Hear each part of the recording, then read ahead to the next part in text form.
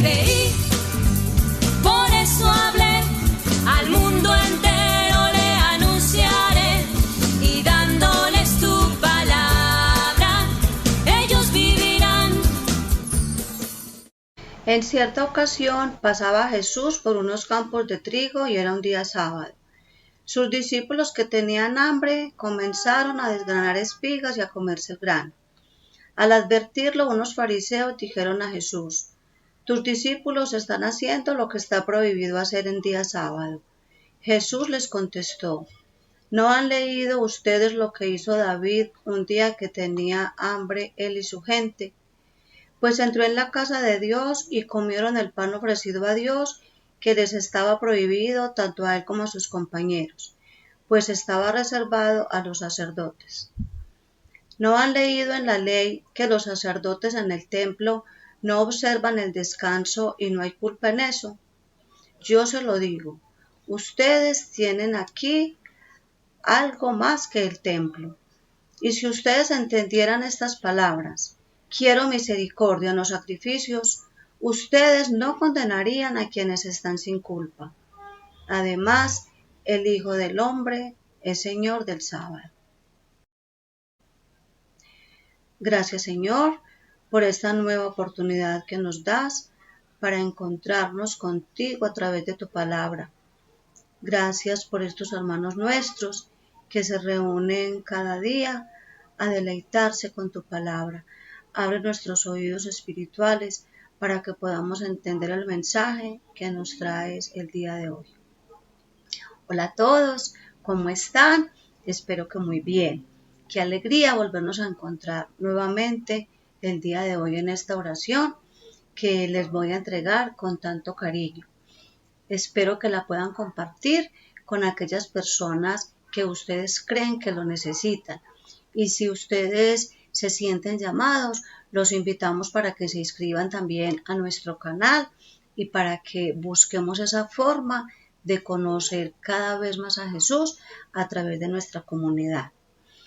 Soy Diana María Montoya Arango y pertenezco a la comunidad Verbum Dei en el municipio de Medellín. Los voy a acompañar hoy en la oración con la cita de Mateo 12, del 1 al 8. Y he titulado esta oración: La verdadera ley es el amor. Ustedes saben que la palabra de Dios es muy rica y nos trae muchas enseñanzas. Les voy a compartir el día de hoy dos frasecitas que me llegaron mucho en la oración. La primera es cuando Jesús dice: ustedes tienen aquí algo más que el templo. Para entender esta frase, tenemos que entender qué significaba para los fariseos el templo. Les voy a leer textualmente. Para los fariseos, el templo de Jerusalén era considerado la casa de Dios en la tierra y símbolo de su presencia entre el pueblo.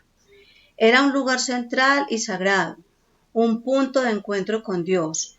Era el centro del culto. Representaba la ley y la tradición judía.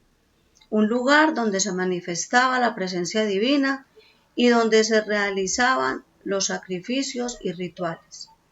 El templo y sus sacerdotes eran la autoridad religiosa.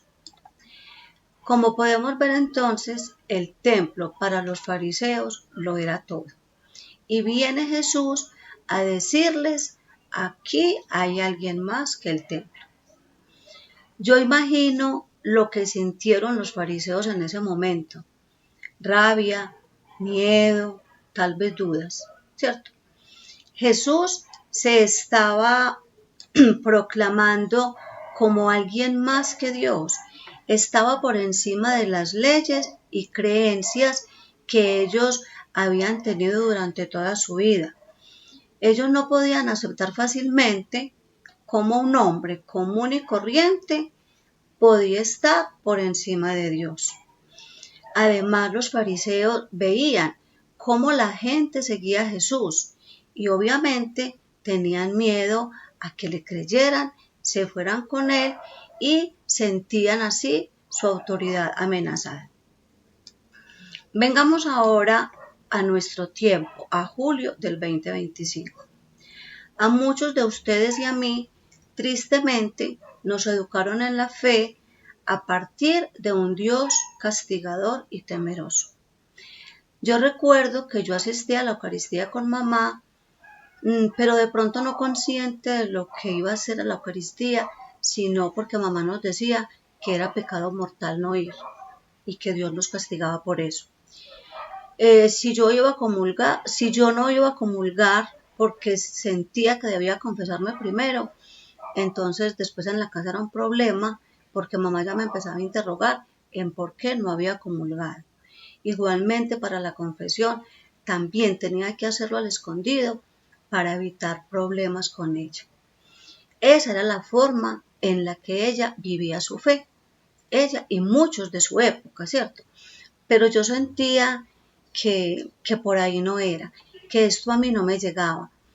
A pesar de que yo sentía una relación cercana con Dios y sabía que era nuestro Padre que nos había creado, pero yo me sentía vacía, yo no me sentía como en esa confianza plena con un Padre.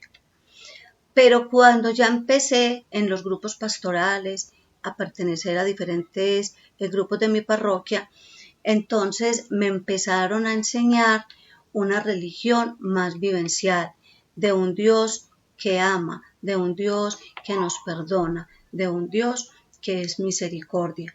Entonces esto me fue llenando de alegría y me fui identificando con esa hija amada de Dios, con ese amor que Dios nos entrega. Y entendí que de verdaderamente Dios era algo más que un templo y que unas tradiciones y unos ritos religiosos. Pero fue definitivamente en nuestra comunidad del Verbum Dei donde se me cayó esa venda de los ojos y donde yo pude ver con claridad ese amor de Dios misericordioso, donde pude sentir a Jesús como ese verdadero amigo, ese verdadero maestro, esa verdadera persona que está por encima de todo, que está por encima de tantos ritos, de tantas creencias. Y empecé a participar en los diferentes grupos de nuestra comunidad, donde he venido conociendo al Señor, donde he podido comunicarme con Él, donde he aprendido a dialogar con Él a través de la palabra y a sentirlo como ese amigo cercano que definitivamente en mi vida yo siento que es algo más, como les dije ahorita, que un conjunto de ritos y de tradiciones. En el Antiguo Testamento, Dios le da a Moisés los 10 mandamientos como una forma de enseñarles a cumplir la ley, ¿cierto? Pero viene Jesús y nos dice que solamente hay un mandamiento, que es amar a Dios sobre todas las cosas y al prójimo como a sí mismo. Pero si analizamos bien, nos damos cuenta que estos 2 mandamientos o este mandamiento principal abarca todos los demás. Si cumplimos cumplimos los demás. Entonces Jesús viene y le da plenitud a la ley en el amor, dejando atrás tantas leyes, tantas creencias, todo lo que tenía la antigua ley de Israel. La segunda frase que me llegaba en esta oración era: si ustedes entendieran estas palabras, quiero misericordia, no sacrificios. Los invito en un momento a que pensemos, los que somos padres de familia y los que no lo son, piensen en alguien que aman. Ustedes para amar a sus hijos no les piden nada a cambio, ¿cierto? Ese amor nace del corazón, esa ternura, esas ganas de sacarlos adelante, nace de una manera innata en nuestros corazones. Y nosotros cumplimos con ese amor de padres desde lo más profundo de nuestro corazón. Entonces, si esto lo hacemos nosotros, ¿cuánto más no hará Dios, que es todo amor y misericordia?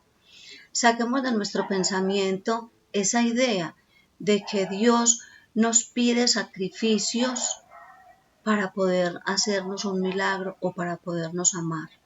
No, Él no quiere esto. Él solo nos pide que confiemos en Él, que lo amemos, que le contemos nuestros proyectos, nuestros sueños, nuestra vida, que le demos gracias cada día que amanece, que nos acerquemos a Él conociendo su palabra para amarlo, para llevarlo a las demás personas.